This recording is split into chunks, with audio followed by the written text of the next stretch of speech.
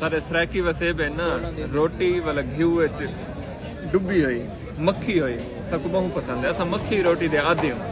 अगर मक्खी रोटी ना हो इतना सब चस नहीं आती, या तनूर दी खाने तो वही मक्खी होती है।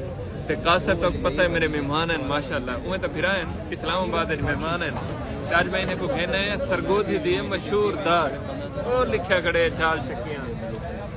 ये जी दाल है बड़ी मशहूर है, दाल का ना ही लेकिन बड़ी कड़वाई ऐसे प्रोटोकॉल की वजह कने वैसे मशहूर दाल है। दाल खावना है जिवें सारे देरे च मशहूर है डाढ़ दी दाल, इतना मशहूर है छाल चक्कियां की दाल। अल्हम्दुलिल्लाह बहुत चंगा टाइम गुजरता पे।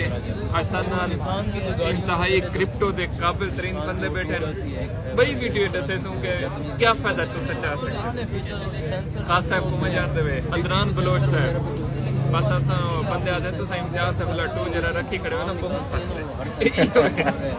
अल्हम्दुलिल्लाह खास साहब किवें गुजरती पई है? सर बेहतरीन गुजरती पई है।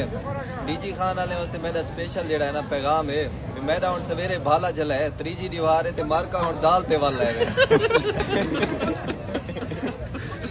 ते कल असा भी इंशाल्लाह टिकट करवेंदे पे डीजी खान दी।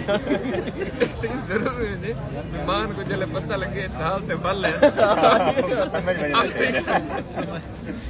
सलामत रहो, आबाद रहो, शुक्रिया।